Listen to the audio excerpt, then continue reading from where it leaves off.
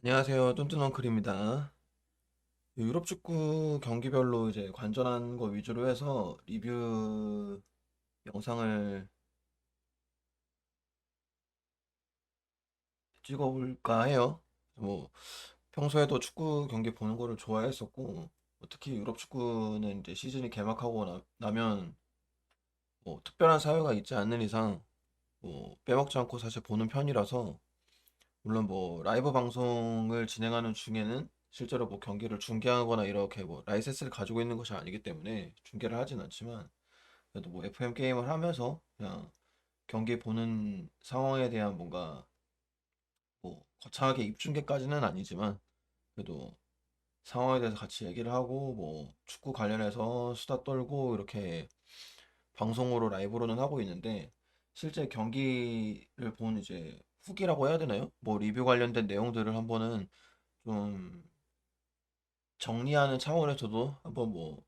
영상을 만들면 어떨까라는 생각을 해서 뭐 이렇게 영상을 만들게 되었고, 뭐 저는 일단 전문가도 아니고 축구에 대해 뭐 경기에 대해서 뭐 분석을 한다거나 뭐 이런 생각은 전혀 없습니다. 뭐 그거 관련해서 뭐 뭐라고 해야 될까요? 뭐 논리적으로 뭔가 뭐 토론을 한다거나 뭐 이런 건 아니고, 그냥 지극히 저의 그냥 주관적인, 그냥 하나의 그냥 동네 아저씨가 축구를 바라보는 관점에서 뭔가 어 그냥 뭐 감상평? 감상평 정도라고 하면은 좋지 않을까요? 뭐 경기를 본 감상평 관련된. 어쨌든 뭐 유럽 축구가 전체적으로 뭐 EPL도 그렇고 뭐 독일, 뭐 프랑스, 그다음에 뭐 이탈리아 세리에, 뭐 라리가, 스페인까지 해서 엄청 많은 경기들이 있잖아요. 그래서 전체 경기를 제가 다 뭐 보통 이제 주말에 이제 리그 경기들이 우리나라 날짜나 시간 기준으로 주말 저녁이나 새벽 때 이렇게 경기를 진행하게 되는데, 뭐 전체 경기를 다 볼 수는 없기 때문에 일단 뭐 주로 이제 제가 응원하는 팀인 맨체스터 유나이티드는 거의 매주 사실 이런 식으로 리뷰를 하게 될 거고, 뭐 그 외의 경기들은 주요 경기들 제가 뭐 관심 있게 개인적으로 보는 경기라든지, 아니면은 어느 정도 시간대에 맞춰서 상황에 맞춰서 뭐 실시간으로 제가 경기를 볼 수 있었던 경기 위주로 뭔가 자세한 리뷰를 진행하게 될 거고, 나머지는 뭐 스코어로 표기를 한다든지 뭐 간략하게 그냥 코멘트로만 정리를 한다든지 이런 식으로 진행을 할 예정입니다. 일단 첫 번째 리뷰 다룰 경기는 토트넘하고 맨유 경기입니다. 토트넘 맨유는 2대 0으로 토트넘이 승리를 했고,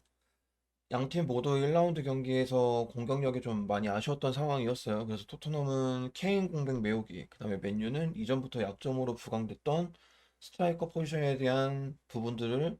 골 결정력 이런 부분들이 부족한 부분들을 어떻게 보완할지가 사실 이번 맞대결의 주요 포인트였다고 저는 생각을 했고요. 그 전반전에 토트넘은 메디슨의 중원 패스, 그 다음에 좌측 윙쪽에 손흥민 주력을 통해서 뭔가 그런 유기적인 움직임들을 통해서 나온 역습으로 뭔가 찬스 메이킹을 했던 부분들이 몇몇 장면들이 나왔었고, 그다음에 맨유는 1차전 때 좀 제대로 된 경기력을 전혀 보이지 못했던 가르나초 선수가 좌측 윙으로 또다시 선발 출전을 했어요. 근데 첫 경기 때 돌파도 사실 안 됐고, 첫 터치 미스라든지 뭔가 여러 가지 부분들이 좀 저 개인적으로는 좀 최악이었다고 생각을 했는데, 그거에 비해서는 훨씬 더 좋은 모습을 보였고, 그다음에 결정적인 뭔가 뭐 골 찬스라든지 이렇게 장면을 만들어낸 건 아니었지만, 전반적인 이제 그 움직임 면에서 굉장히 왕성하게 좀 활동량을 보였던 마운트 선수가 좀 좋은 모습을 보였다고 생각을 했어요. 그래서 그리고 수비적인 면에 있어서는 상대 역습에 이게 뭐 사실 손흥민 선수랑 이제 완베사카가 겹치는 이제 부딪히는 상황이었는데, 손흥민 선수에 의해서 좀 몇몇 장면에 뚫리는 장면이 보이긴 했지만,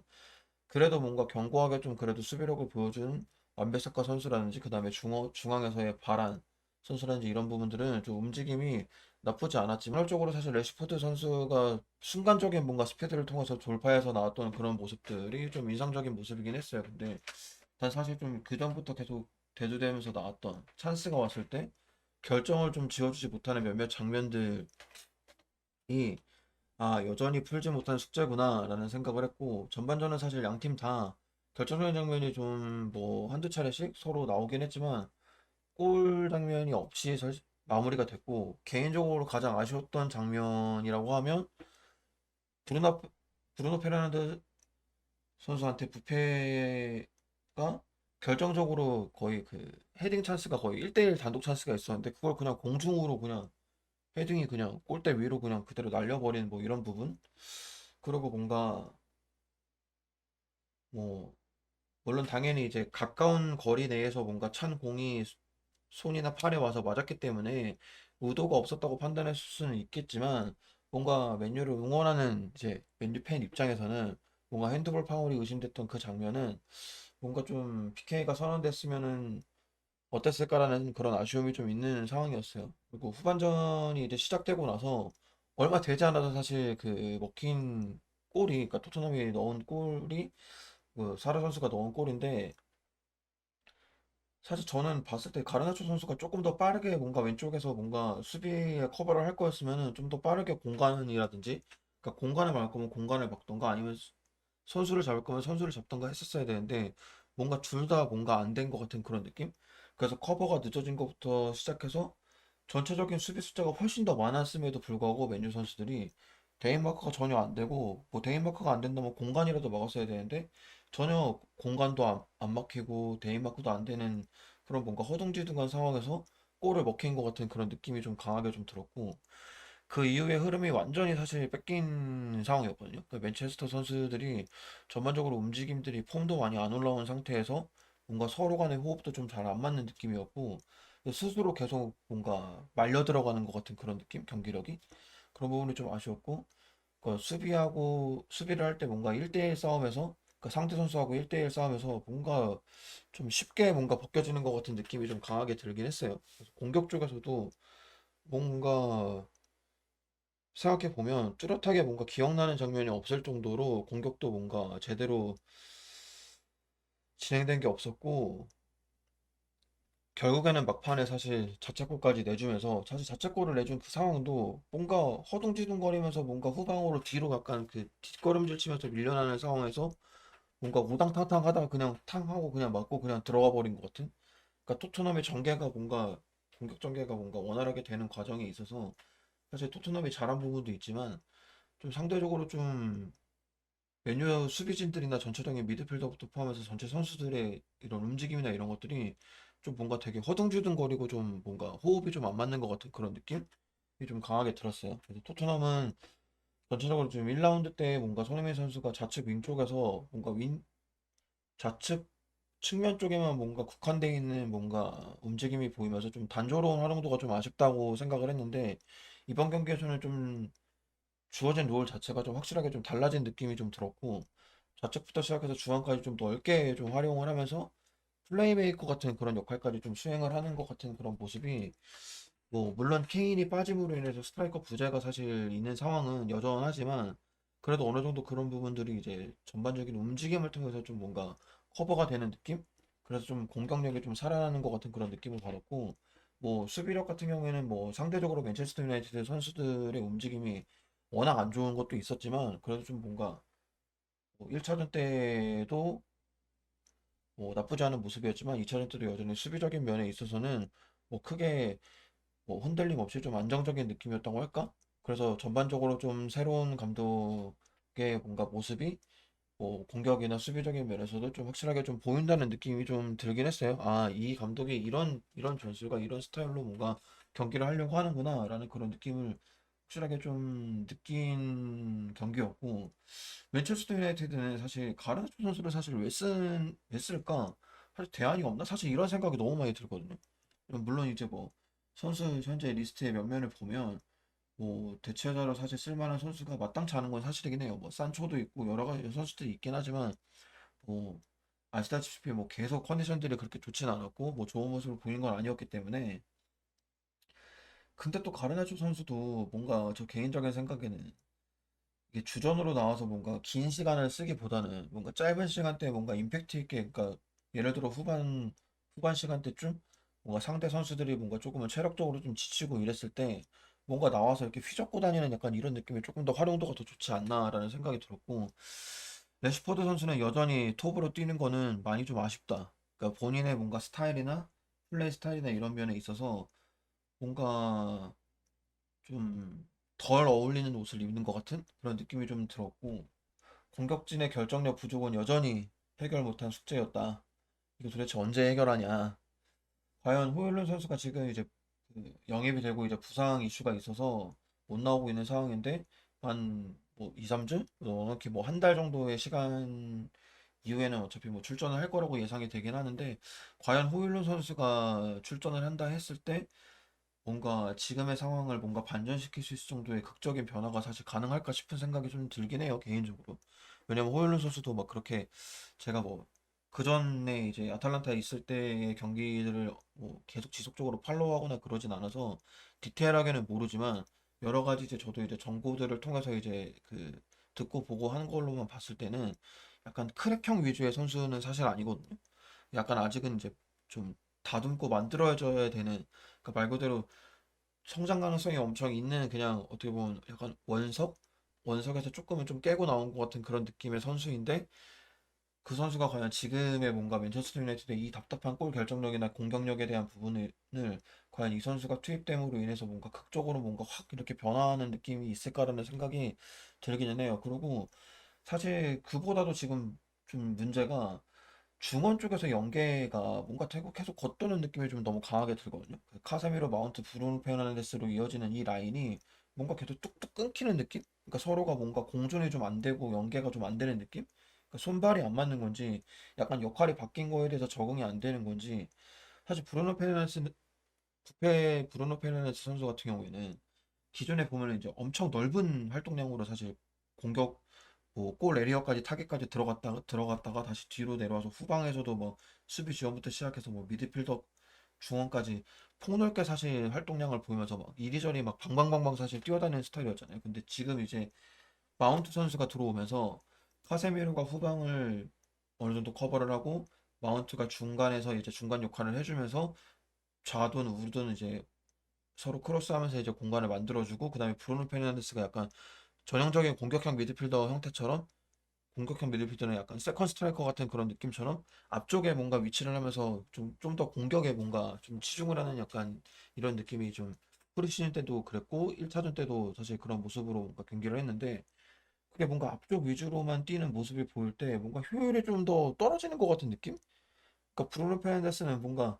방방방방 뛰어다니면서 막 이쪽 저쪽 막 뛰어다니면서 해야 뭔가 더 경기력이 좀 오르는 건가? 약간 이런 느낌이 좀 들었고, 사실은 좀 테마 감독의 색깔의 경기는 진짜 언제쯤이면 볼 수 있을까? 그다음에 골 결정력 문제는 언제 해결할 수 있을까? 약간 이런 뭔가 숙제만 뭔가 엄청 많이 안고 가는 것 같은 그런 느낌의 사실 2차전 경기여서 사실 뭐 경기를 보다가 사실 제가 개인적으로 멘탈이 완전히 그냥 나가버렸거든요. 경기 보다가. 아, 그냥 뭐 이게 맞아? 막 이러면서 막 경기를 봤던 기억이었고, 뭔가 이번 시즌 또 이제 뭐 챔스도 나가고 이제 작년하고 이제 좀 다르게 이제 작년엔 유로파였긴 했지만 어쨌든 조금 더 수준이 높은 챔스도 나가야 되는 상황이고 여러 가지로 경기 수라든지 이런 것들도 이제 많은 경기를 사실 뛰어야 되는 상황에서 뭔가 이 로테이션 자원들까지 포함한 뭔가 뚜렷한 뭔가 그 선수 구성 풀이 아직까지 좀 감독이 원하는 것만큼의 뭔가 색깔이 못 맞춰져서 그런 건지는 모르겠지만, 저는 만약에 상황이 좀 맨체스터 유나이트가 지금 좀 녹록한 상황은 아니잖아요. 선수를 그렇게 영입할 수 있는. 그러면 가지고 있는 자원풀 내에서 뭔가 본인이 만들어낼 수 있는 무언가를 계속 좀 잘 활용하면서 만들어내는 게 그것도 감독의 하나의 역량이라고 사실 생각을 하는데, 그런 면에 있어서는 좀 부족한 거지 않나? 라는 생각이 저 개인적으로 좀 들긴 했어요. 그러니까 좀 뭔가 전체적으로 선수들을 본인이 원하는 선수가 아니면 잘 활용을 하지 못하는 것 같은 그런 느낌? 그러니까 본인이 픽하거나 본인이 생각했던 구성대로의 뭔가 선수가 움직이지 못했을 때 그 선수를 뭔가 다른 쪽으로 뭔가 좀 더 긍정적인 부분으로 활용하는 방법에 대한 고민이 좀 덜 된 것 같은 그런 느낌? 그런 느낌이 좀 강하게 들었습니다. 어쨌든 토트넘은 1차전 때 경기를 보면서 아, 뭔가 케인이 빠져나간 공백이 스트라이커 케인이라는 선수가 사실 스트라이커 그 딱 포지션 부분만 사실 빠져나가는 게 아니잖아요. 전체적인 이제 영향력이나 이런 부분들이 엄청 크게 작용을 하는 선수였는데도 불구하고 2차전 때 경기력을 보니까 뭐 상대적으로 맨유가 워낙 못해서 그렇게 더 잘하게 느껴진 것도 있긴 하지만 확실히 감독이 추구하는 방향성이나 색깔도 뚜렷하게 보였던 것 같고, 아, 뭔가 점점 시간이 가면서 선수들 간의 호흡이 맞아지고 감독의 색깔이 좀 더 입혀지면, 토트넘은 참 매력적인 뭔가 공격 축구나 이런 부분에 있어서 매력적인 경기를 하는 팀이 될 수 있겠다는 생각이 들었어요. 반면 맨유는 뭔가 계속, 물론 이제 제가 맨체스터를 응원하는, 맨유를 응원하는 입장에서 조금 더 뭐 가혹하게 사실 평가를 하는 건지는 모르겠지만, 뭐 감독이 원하는 축구가 도대체 뭐지? 라는 의문점도 자꾸 들고, 뭔가 여전히 해결되지 않은 여러 가지 문제들, 그다음에 뭔가 선수들이 약간 뭐 아직까지 뭐 시즌 초반이니까 폼이 올라오지 않아서, 그다음에 새로 영입된 선수들하고의 뭔가 호흡이 맞지 않아서 이런 부분들도 있겠지만, 뭐 그건 모든 팀이 다른 팀들도 사실 마찬가지잖아요. 근데 뭔가 시간이 지나면 괜찮아지겠구나라는 생각이 좀 안 들 정도의 뭔가 최악의 경기력이지 않았나. 사실 1차전 때도 이기긴 했지만 그렇게 좋은 경기력은 아니었고, 2차전은 경기력도 좋지 않았는데 결과도 가져오지 못했고, 약간 이런 부분들이 좀 걱정이 좀 많이 되는 경기 결과였습니다. 두 번째 경기로 살펴볼 경기는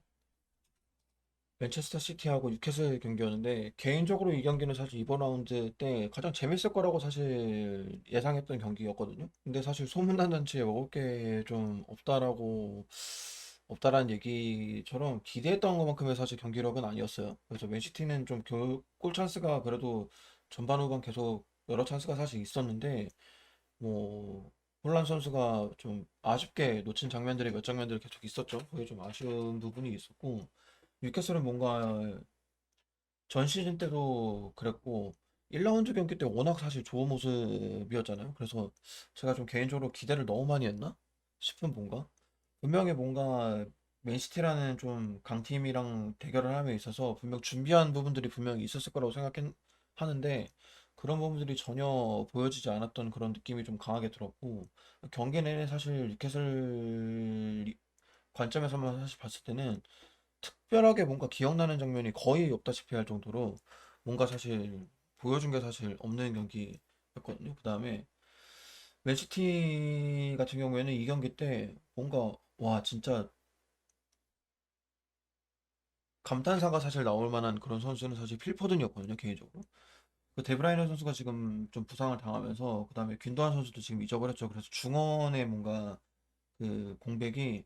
작년 시즌 대비해서 분명히 사실 있을 거라고 사실 생각을 했는데, 이제 필포 선수가 보통 이제 그 윙포워드나 뭐윙 쪽으로 많이 뛰다가 중원으로 이제 뭐 필요해서 지금 부상 선수가 생기면서, 부상이나 이적 선수 이제 공백이 생기면서 필요해서 이제 포지션이 바꿔서 사실 이번 경기에 나온 거였는데도 불구하고 중원에서 뭔가 움직임이 엄청 좋았거든요. 그래서 막 돌파하는 것부터 시작해갖고 골 에리어 안쪽으로 막그 볼 없는 상태에서 침투해서 들어가서 뭐 공간을 만들어내는 거라든지, 그다음에 볼을 들고 있는 상태에서 뭔가 앞에 수비수들을 막 제치고 뭔가 돌파해서 들어가는 이런 모습들이 되게 뭔가 좀 진짜 와 날라다닌다 약간 이런 느낌? 이런 느낌을 되게 강하게 받았고, 그다음에 홀란 선수는 사실 찬스가 사실 몇 장면 있었어요. 제가 기억하는 건 한 두 가지 정도 장면이 기억이 나는데, 거기서 이제 약간 어쨌든 뭐 아쉽게 골대 옆을 빗나간 부분들이었지만, 어쨌든 뭔가 우리가 홀란드라고 딱 하면 뭐 기대하는 뭔가 이런 골 결정력 이런 게 있잖아요. 좀 거기서 좀 결정을 지어줬으면 어땠을까, 뭐 그렇지 못했던 부분들이 좀 많이 아쉬웠고, 그다음에 후반에 들어가면 들어갈수록, 그러니까 시간이 점점 지나면 지날수록 이렇게 맨시티 선수들이 지금 선수 구성이 약간 부상부터 시작해서 뭐 공백이 좀 많다 보니까 그 주전하고 비주전하고의 뭔가 이 격차가 좀 많이 큰 상태 라서 뭐 교체를 할 만한 자원이 그렇게 마땅치는 않은 상황이거든요. 그래서 그런지 뭔가 경기를 이제 길게 이제 선발 선수들이 오래 뛰다 보니까 체력적으로 좀 힘들어하는 모습이 사실 보였고, 그 다음에 교체 선수 없이 계속 이제 뭔가 뛰어야 되는 이런 상황들이 펩 입장에서도 감독의 뭔가 고민이 되게 많지 않을까. 이걸 어떻게 뭔가 해결해야 될지에 대한 고민들, 그다음에 선수 영입은 뭐 어떤 선수를 영입해야 될지에 대한 뭐 이런, 아직 이적 시장이 마감된 건 아니기 때문에 뭔가 그런 부분들이 많이 고민되지 않을까라는 생각을 했고, 사실 작년에 이제 트래블을 달성하면서 작년보다 뭔가 그러니까 작년이랑 비슷한 퍼포먼스를 사실 내려고 한다면 아니면 혹여나 작년보다 더 좋은 뭔가 모습을 보이려고 한다면 경기 수도 지금 훨씬 더 많아진 상황이잖아요. 맨시티 입장에서는 뭔가 슈퍼컵부터 시작해갖고 뭐 많은 경기들을 더 많이 소화해야 되는 상황인데 좀 선수 보강이 사실 요소 요소마다 좀 필요하지 않냐라는 느낌이 좀 강하게 들었어요. 후반전 가면서 선수들 체력이 좀 급격하게 좀 떨어지는 게 사실 보였거든요. 그 육회사 같은 경우에는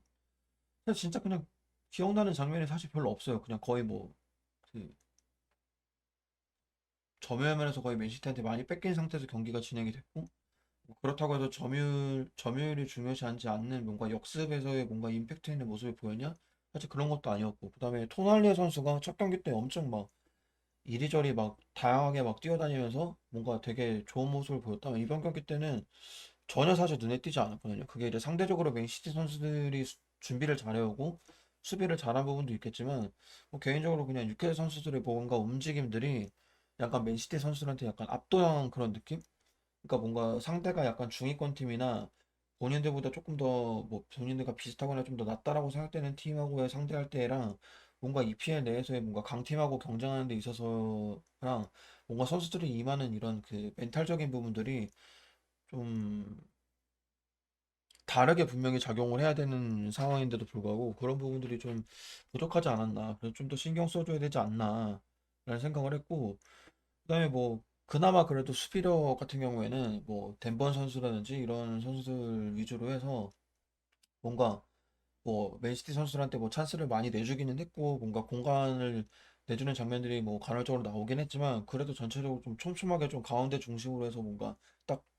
밀집해서 뭔가 수비하는 모습들이나 이런 부분들은 그래도 공격력에 비해서 공격력에 보여지지 않았던 그런 부분에 비해서는 뭐 수비력에 있어서는 충분히 좋은 모습을 보여줬다고 생각이 들었고 어쨌든 공격적인 면에 있어서 뭔가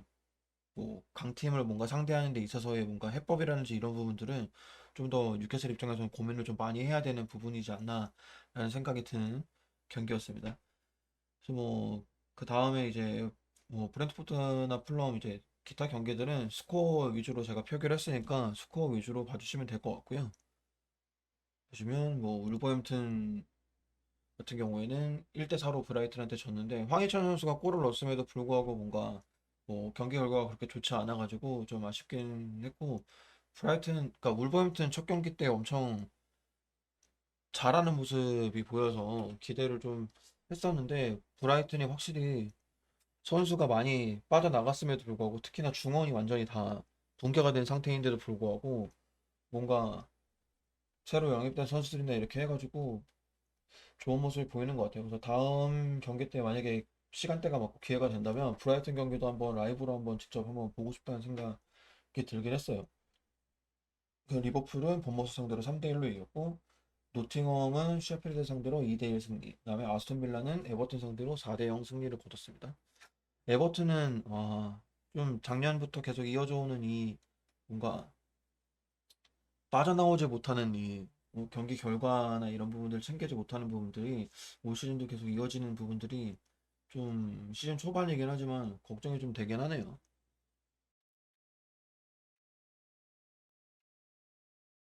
마지막으로 볼 경기는 이제 크리스탈 팰리스하고 아스날 경기인데 뭐 그 전에 사실 웨스트햄하고 첼시는 이제 웨스트햄이 3대1로 첼시를 이겼고 이 경기는 라이브로 사실 보고 싶었는데 제가 라이브로 보지는 못했어요. 그 경기 결과가 좀 뭔가 되게 의외의 사실 경기 결과긴 했거든요. 첼시가 되게 뭔가 뭐 1차전 때 뭐 승리를 하지는 못했지만 그래도 되게 좋은 모습을 보여줘서 첼시 이번 시즌 되게 기대가 많이 된다 사실 그렇게 생각했고 뭐 원정 경기긴 하지만 웨스트햄하고의 경기라고 하면 충분히 뭐 승리를 가져올 수 있는 경기지 않을까 이 생각도 했고 그다음에 이제 좀 이슈가 됐던 거는 어쨌든 카이세도 선수가 이제 영입이 되면서 엔소하고 카이세도하고의 뭔가 중원 호흡 이 완벽한 뭐 조합 뭐 이렇게 엄청 기사들이 나오고 그랬었잖아요. 근데 뭐 저 개인적으로는 사실 좋은 선수임에는 맞지만 사실 몸값이 엄청 비싸다는 생각은 사실 했는데 아니나 다를까 경기 결과가 나오고 결과론적으로 경기 내에서 뭔가 카이세도 선수가 많이 보여주지 못한 부분들이 있었고 그다음에 결정적으로 뭐 PK도 내주는 상황에서의 뭔가 결정적인 실수라든지 여러 가지 부분들이 사실 있음으로 인해서 뭔가 전반적인 경기 결과가 나온 이후에 뭔가 타겟이 카일 쇠도 선수 영입에 대한 뭔가 약간 의문보라고 해야 되나요? 약간 그런 부분들로 뭔가 포커스가 맞춰지는 것 같은 그런 느낌이 좀 강하게 들긴 하더라고요. 이후의 기사들을 보니까. 대신 웨스트햄은 참 뭔가 데클란 라이스 빠져나가고 나서 아 뭔가 그래도 중심축이 빠져나가는 느낌이니까 많이 흔들릴 수도 있겠다는 생각을 했는데 뭐 그런 거 없이 뭔가 공백을 좀 잘 메꾸는 것 같은 그런 느낌이 들기는 해요. 물론 뭐 쭉 더 경기를 봐야 되긴 하겠지만 그래도 첼시를 상대로 홈 경기라고는 해도 어쨌든 이렇게 대승을 거둘 수 있었다는 건 경기력이 확실히 좋다라는 거를 그냥 스코어만 사실 그냥 보면서 저는 개인적으로 느낀 거지만 그렇게 느껴졌고 뭐 크리스탈 팰리스 아스날 경기를 보자면 사실 이 경기가 이제 새벽에 진행된 경기였거든요. 새벽 4시에 이제 진행된 경기였는데 막판에 아주 일부 시간 그다음에 이제 순간순간 이제 몇 장면들 제외하고는 개인적으로 좀 재밌는 경기는 아니었어요. 물론 제가 뭐 어느 쪽도 사실 넉tu룩하게 응원하는 팀이 아니어서 뭐 그랬을 수도 있겠지만 예를 들어서 뭐 어느 한쪽을 응원한다고 했을 때 뭐 개인적으로 크리스탈 패레스를 만약에 응원하는 입장이었다고 하면 조금은 뭐 골을 넣지 못하고 이런 부분들이 답답하긴 했을 수도 재밌을 수도 있겠구나라는 생각은 하긴 하지만 어쨌든 저 개인적으로는 그렇게 재밌었던 경기는 아니었고 퇴장 이전의 모습도 사실은 약간 서로 그냥 주거니 받거니 하면서 약간 헛심만 좀 뺀 것 같은 그런 느낌이 좀 들었고 이제 토미야스 퇴장 이후에도 뭔가 아스날은 그대로 그냥 선수가 없기 때문에 잠그는 그런 느낌이었고 그다음에 크리스탈 팰리스 같은 경우에는 그걸 이제 뚫어내지 못하는 약간 이런 그냥 반복된 모습이 뭔가 좀 저 개인적으로는 좀 답답한 경기였다고 생각을 해요. 우선 전반전에는 이제 크리스탈 팰리스 같은 경우에는 아예우 선수 중심으로 해가지고 이제 좌측, 우측 뭐 이런 식으로 측면 쪽에 뭔가 이용해가지고 뭔가 역습 위주로 좀 주로 공격을 했고 공격 생각보다 나쁘지 않았다고 생각을 해요. 근데 뭐 수비도 뭐 공간을 생각보다 많이 허용하지 않은 상태에서 뭔가 안쪽으로 좁히면서 뭔가 촘촘하게 좀 아스날 공격진에 대비해서 좀 준비가 좀 잘 된 모습이었고 아스날 같은 경우는 전반전에 데클란 라이스가 거의 그냥 시작과 끝을 그냥 다 했다고 생각하거든요. 거의 그냥 후방에서 빌드업부터 시작해서 수비 지원, 그 다음에 전방에 침투해가지고 들어가는 움직임, 그 다음에 전방 쪽으로 뿌려주는 좀 날카로운 패스까지 거의 좀 완벽한 모습에 가까운지 않았나. 데클란 라이스가 그냥 모든 경기를 다 풀어내는 그런 느낌이었고, 단 뭔가 그 외에는 사실 그 은케티아 선수가 몇 장면 그냥 결정적인 장면을 만들어낸 거 외에는 좀 특별하게 뭔가 공격적으로 좀 아, 이런 모습을 이렇게 준비했구나, 이렇게 날카로운 모습이 있구나, 약간 이런 모습들은 전혀 좀 보이지 못했던 그런 부분이었고, 이제 전반전에 그렇게 이제 서로 이제 공방만 하면서 이제 전반전이 마무리되고, 후반전이 이제 시작하자마자 초반에 아스날이 계속 뭔가 그 전반전에 뭔가 보여주지 못했던 공격적인 부분들을 좀 그래도 나름대로 계산하면서 좀 나온 느낌이었거든요. 그래서 초반에 계속 막 초반 한 5분, 10분 정도를 막 밀어붙이기 시작하면서 뭔가 결정적으로 딱 은케티아 선수가 그 움직임이 약간 좀 뭐라 그래야 되죠? 뭐 물론 은케티아 선수 외에 다른 이제 선수들도 뭔가 블로킹 서주는 선수들까지 포함해서 뭐 움직임들이 좋아서 결정적인 장면이 나온 거긴 하지만 약간 좀 그 농구로 치면 약간 스크린 플레이처럼 딱 그 움직임이 그 순간 돌파부터 딱 돌아서는 움직임까지 그 상황에서 딱 움직임으로 만들어낸 사실 PK였거든요. 그래서 PK로 뭔가 점수를 앞서 나가는 상황이 전반에 답답했던 거 대비해서는 굉장히 좀 시원하게 뭔가 해소되는 것 같은 그런 느낌이 좀 좋았고 뭐 앞에도 얘기했지만 은키티아 선수가 약간 그 전형적인 스트라이커처럼 이렇게 약간 등딱이라고 그러죠. 등지고 뭔가 플레이하는 느낌은 아닌데 약간 수비를 등진 상태에서 바로 턴으로 딱 돌아가고 딱 돌아서서 움직이는 그런 장면들이 PK 장면 외에도 그러니까 PK를 유도하는 장면 외에도 그 뒤에도 몇몇 장면들이 사실 나왔거든요. 그게 약간 본인의 약간 시그니처 플레이가 될 수도 있겠다는 생각이 들면서 약간 그런 모습들이 턴 동작이 되게 뭔가 좀 멋있었다? 약간 이런 느낌이 좀 강하게 들었습니다. 그리고 일단 토미야스 이제 퇴장 얘기를 좀 하자면 물론 이제 뭐 이게 아마 경기가 끝난 지금 경기가 끝난 시점부터 지금 시간대까지 뭔가 기사를 나오는 거에서도 뭔가 이슈는 될 거고 뭔가 논란의 여지가 충분히 있는 상황이긴 해요. 뭐 시간 지연에 대한 부분이 이번 시즌 이제 룰이 바뀌면서 뭔가 엄격해졌다고는 하지만 어쨌든 그 시간이 뭐 전체적인 뭔가 그 시간으로 봤을 때 그게 경기 지원으로 볼 수 있느냐 없느냐에 대한 논란도 사실 있을 거고 두 번째 이제 그 크리스탈 팰리스 쪽에서 이제 역습 찬스인 상황에서 토비아 선수가 뒤에서 이제 파울로 끊었던 그 장면도 사실은 파울을 하는 행위, 그러니까 그 행위 자체의 그 행동은 과하지 않은 행동이었기 때문에 뭐 그게 뭐 옐로 카드를 줄 장면이냐 안 줄 장면이냐에 대한 뭐 논란들은 충분히 있을 만한 상황이지만 어쨌든 간에 선수 입장에서 모르지 않았을 거잖아요. 그 룰이 바뀐 거, 경기 지원에 대한 룰이 바뀌지 않았다는 걸 알았음에도 불구하고 뭔가 그런 그 시간대가 그렇게 뭐 시간을 끌 만한 그런 상황도 아니어서 한 60분, 60분에서 70분 사이일 때쯤이었으니까 아직 경기 시간도 많이 남은 상황이었고 뭐 후반 종료 얼마 남지 않은 그런 시간도 아니었기 때문에 경기를 그렇게 지연할 만한 그런 상황이 아니었음에도 불구하고 충분히 그런 거에 대한 오해를 살 만한 행동을 했고 그걸로 인해서 뭐 가혹하다 뭐 아스날 팬들이나 아스날을 응원하는 입장 그다음에 뭐 예를 들어 제3자 입장에서도 그 장면을 바라봤을 때 약간 가혹하다고 판단할 수도 있긴 하겠지만 어쨌든 간에 옐로 카드를 그걸로 인해서 받았고 그 옐로 카드가 사실 그러니까 좀 어이없이 받은 옐로 카드로 인해서 약간 스노우볼이 좀 굴러간 것 같은 그런 느낌? 그 이후에 이제 역습 상황에서의 뭔가 그 파워를 범한 부분도 앞쪽에서 그렇게 좀 경기 지연으로 옐로 카드를 받지 않았다면 굳이 퇴장까지는 당하지 않은 상황도 왔을 텐데 사실 뭐 두 장면이 다 사실 뭐 약간 뭐 여러 가지 뭐 논란도 있고 뭐 여러 가지 뭐 그런 부분들이 그러니까 해석의 여지가 충분히 있는 그런 상황이고 또 뭐 경기 중에 이제 중계 해설진들도 얘기하는 부분들이 있긴 했지만 뭐 비슷한 장면에서의 뭔가 크리스탈 팰리스 쪽 수비하는 입장에서는 뭐가 카드가 나가지 않았던 이런 뭐 공정성, 형평성 이런 부분에 대한 뭐 일관성 이런 내용들은 사실 있을 수 있는 부분이긴 하지만 어쨌든 뭐 그 행위 자체에 집중하기보다는 저는 이제 심판이 뭔가 그런 상황에 대한 부분들을 좀 더 집중했다고 생각을 하거든요. 어쨌든 뭐 역습으로 다 그 순간이 뚫렸을 때 뭔가 단독 찬스가 날 수 있는 충분한 여지가 있는 상황이었고 물론 뭐 결정적으로 골대에 가까운 그런 위치는 아니었다고는 하지만 어쨌든 뭐 그런 장면에서 대부분 역습할 때 그렇게 끊으면 옐로 카드가 나오는 장면들은 이전에 이제 뭐 다른 경기라든지 뭐 전 시즌이라든지 이런 데서도 많이 나왔던 부분이었기 때문에 뭐 그냥 해석에 여, 여진이 있고 뭐 논란이 있을지 몰라도 어쨌든 간에 경기 지원으로 처음에 받았던 그 옐로 카드가 영향이 좀 스노우볼이 굴러간 거지 않나 라는 생각을 했고 좀 아쉬웠던 거는 반대로 이제 아스날이 그렇게 해서 퇴장을 당한 이후에 시간이 어느 정도 꽤 많이 남았음에도 불구하고 크리스탈 팰리스 입장에서는 좀 계속 밀어붙이긴 했는데 결정력 부분에서 뭔가 소득이 없이 계속 뭔가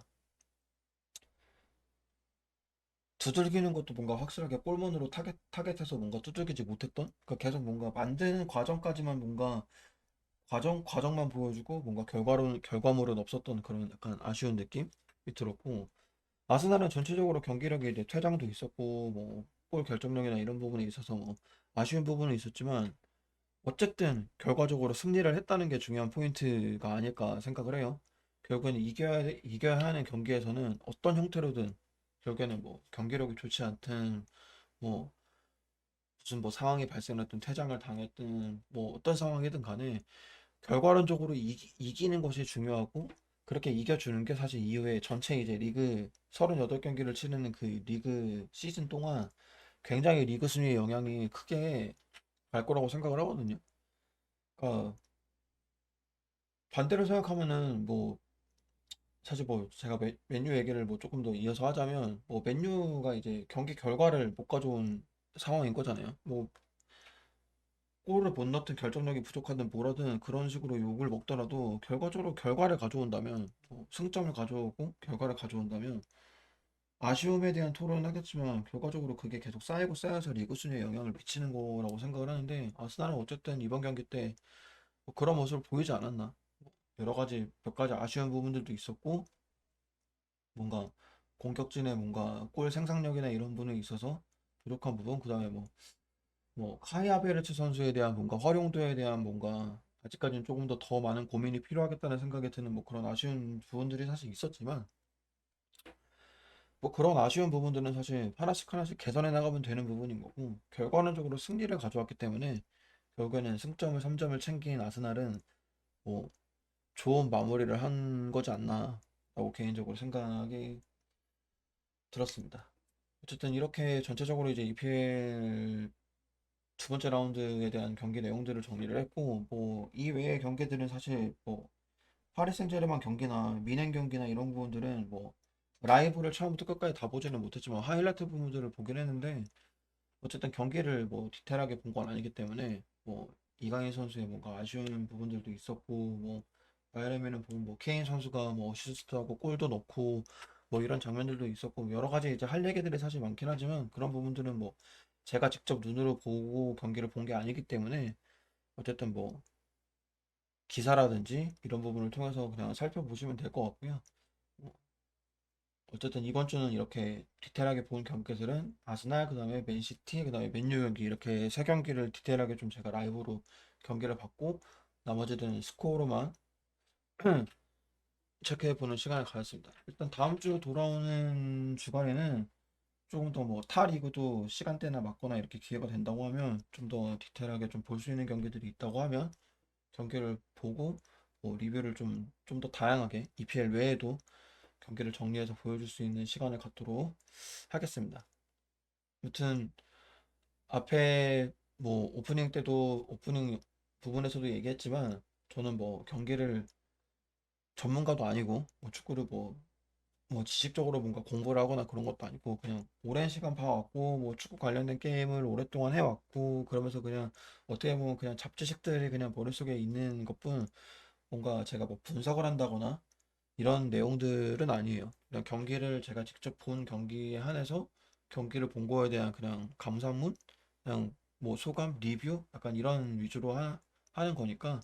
뭐 그렇게 봐주시면은 좋을 것 같습니다.